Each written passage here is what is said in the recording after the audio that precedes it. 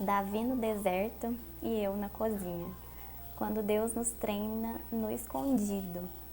Quando eu entendi e voltei os meus olhos para a minha vocação no lar, quando eu entendi de fato que o meu principal papel como mulher era cuidar do meu lar, da minha filha, do meu marido e ser ministra nesse ambiente, o Senhor, Ele me levou para um lugar de esconderijo.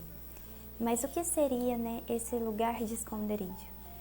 Seria me tirar dos holofotes que eu estava acostumada e me trazer para um lugar onde ninguém vê, que é diante de uma pia cheia de louças, diante de roupas para lavar e dobrar, uma casa para limpar. No meu caso, isso aconteceu de forma muito específica. Eu não vou entrar aqui em detalhes, mas o que eu quero que vocês saibam é que aconteceu o seguinte. Eu estava num ambiente onde eu tinha muito destaque. Eu estava num lugar onde eu tinha muito destaque, ministerialmente falando. E fui levada a altar, fui levada a ministrações, a convites de pregações. E de repente, quando eu mudei o foco, quando eu mudei meu olhar para a minha casa, para de fato ser uma mulher virtuosa dentro da minha casa e não só fora, aos olhos das pessoas, de repente eu senti como se eu tivesse entrado num lugar de esquecimento, de esconderijo. E eu comecei a perceber esses sinais. Apesar de ter uma conta grande lá na outra rede social e onde eu posto stories diariamente, aqui na vida real é como se eu estivesse num lugar de esconderijo mesmo. De repente tudo cessou. Aquela evidência que eu tinha parou. Foi colocado no stand-by. E a princípio eu senti muita dor por isso. A princípio eu fiquei muito frustrada com isso, porque eu não me gloriava por nada, nenhum dos lugares que o Senhor estava me levando. Eu sempre entendi que era a mão do Senhor me levando a esses lugares, a ministrar, a ensinar, enfim, lugares de destaque mesmo. Só que eu achei que eu tinha feito algo de errado para o Senhor e o Senhor estava abafando a minha voz. Foi quando eu comecei a observar o quanto o Senhor estava me ensinando e me forjando dentro do meu lar. A verdade é que eu estava correndo um risco muito grande de inverter as coisas. Eu estava com um pé ali no limite para começar a priorizar mais a minha vida ministerial do que a minha casa e o meu lar, que é o nosso primeiro ministério. E antes que isso acontecesse, o Senhor me barrou, abriu os meus olhos e me mostrou a minha principal vocação, que era ser ministra do meu lar, e não só ministra nos púlpitos. E eu comecei a observar o quanto o Senhor me ensinava quando eu estava lavando a louça, quando eu estava varrendo o chão. Os momentos de reflexão e aprendizado que eu tive e ainda tenho foram intensos. Os momentos de solitude, quando eu ia ler a Bíblia, estudar a palavra, orar diante do Senhor aqui na minha sala, foram muito intensos e continua sendo, eu ainda continuo vivendo esse processo. Ele não acabou na minha vida. O Senhor começou a ministrar no meu coração coisas que Ele não ministrava quando eu estava fora, porque eu estava distraída, ocupada, preocupada em fazer, preocupada em cumprir, em manter esse lugar de evidência, mesmo que com o coração puro, mesmo com boas intenções. E o Senhor ministrou no meu coração sobre amargura, ministrou no meu coração sobre acessos de raiva, ministrou no meu coração sobre compaixão com o filho, com o marido, sobre o cuidado com a casa, a organização, o quanto Ele é um Deus de ordem, não um Deus de bagunça. E isso foi maravilhoso. O que eu quero dizer para você hoje é que talvez você, mãe, mulher, esteja nesse lugar de esconderijo. talvez você pense que o que você está fazendo não tem significado nenhum, não tem importância nenhuma, não tem impacto nenhum. Mas o Senhor, Ele vê. Ele é um Deus que também está lá comendo com os publicanos e pecadores, aquele que se convida para comer com Zaqueu.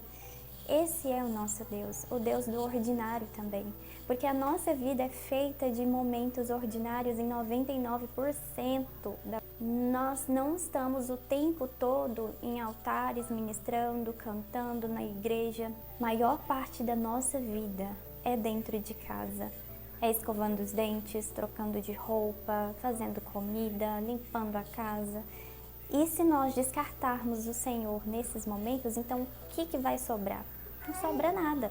E por que eu usei o exemplo de Davi no deserto e eu na cozinha e quando Deus nos treina no esconderijo? Porque a história de Davi, especialmente na parte que ele foge para o deserto, exemplifica muito bem isso. O deserto não necessariamente significa um lugar de sofrimento e escassez na Bíblia, mas também significa um lugar de treinamento. Às vezes tem pessoas que vão para o deserto munidos de água e alimento e cabanas e conforto e camelos, mas ficam ali nesse ambiente de deserto, de treinamento, de esconderijo. Não necessariamente passam fome, enfim. E um exemplo muito claro disso é de Davi. Davi, assim que ele é ungido a rei e ele vence Golias, ele começa a sofrer uma perseguição invejosa do rei Saul e para isso ele precisa fugir para o deserto. E aí eu te pergunto, que contradição é essa, né? E foi isso que aconteceu comigo. O Senhor me levou a esses lugares, né, de destaque e de repente me trouxe para o esconderijo. Eu fiquei tipo, e aí, Senhor? Sem entender.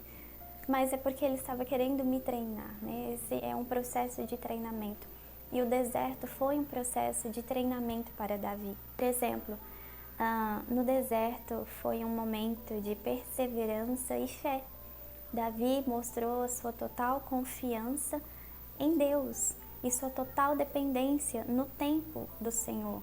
Descansou naquele momento ali, naquele momento de deserto, de insegurança, de incerteza, ele manteve a confiança dele ali. Foi um momento em que ele mostrou total respeito à autoridade e soberania de Deus. Ele teve a oportunidade de se livrar do rei Saul ali, quando ele corta o manto do rei, mas não faz isso porque ele respeita a autoridade do rei que foi ungido por Deus e respeita a soberania de Deus. E ele não tenta acabar com aquela situação logo. E muitas vezes nós fazemos isso, né? Muitas vezes nós tentamos sair desse lugar de esconderijo de qualquer forma, tentar escapar desse ambiente que parece que não vai passar. E Davi não, ele entendeu que aquele tempo estava de acordo com a soberana vontade de Deus na vida dele e respeitou a autoridade de Deus naquele momento. Foi um tempo de provação e preparação. Imagina o quanto o caráter de Davi foi forjado naquele momento, né, naquele tempo. Assim como os outros 2 pontos que eu trouxe, Davi foi preparado ali. Ele foi forçado a esperar, ele foi forçado a amadurecer ali naquele deserto e se contentar com aquele ambiente no qual ele estava inserido, e ele entendeu que aquele ambiente fazia parte dos planos de Deus para a vida dele. Eu não estou dizendo que você tem que permanecer nesse ambiente de esconderijo, de deserto, mas eu quero que você entenda que esse lugar, né, de esconderijo, esse ambiente em que ninguém vê, em que você parece que está andando em círculos e não chega a lugar nenhum, Deus está te treinando nesse lugar e que você possa encontrar nesse lugar uma oportunidade para estar mais sensível à voz do Senhor, né? Para receber aquilo que o Senhor está te entregando e não se tornar questionadora, murmuradora, insatisfeita, porque tudo isso é pecado contra o Senhor. Que você possa encontrar nesse ambiente um olhar de contentamento, porque essa é a sua realidade no momento. No começo eu quis questionar o Senhor e achar que eu tinha feito algo de errado, que eu estava sofrendo alguma punição da parte de Deus, mas depois eu entendi que existiam áreas que precisavam ser tratadas no meu caráter, na minha vida, no meu coração. E o Senhor queria tratar essas áreas, e ainda tem coisas que eu sei que eu preciso de tratar, assim como todos nós. E eu passei a olhar para essa minha realidade com um olhar de contentamento e graça, de ter a oportunidade de estar em casa, trabalhar em casa, perto da minha filha, cuidar do meu lar, cuidar da minha casinha que eu gosto tanto, que é aconchegante. E o Senhor me deu essa oportunidade. E a cada dia Ele tem cuidado do meu coração, a cada varrida do chão, a cada pó que eu tiro dos móveis, a cada louça que eu lavo, a cada refeição que eu faço, eu sou ministrada pelo Senhor.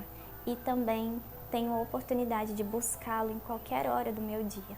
E que você possa entender e compreender esse processo do Senhor na sua vida com graça e com contentamento.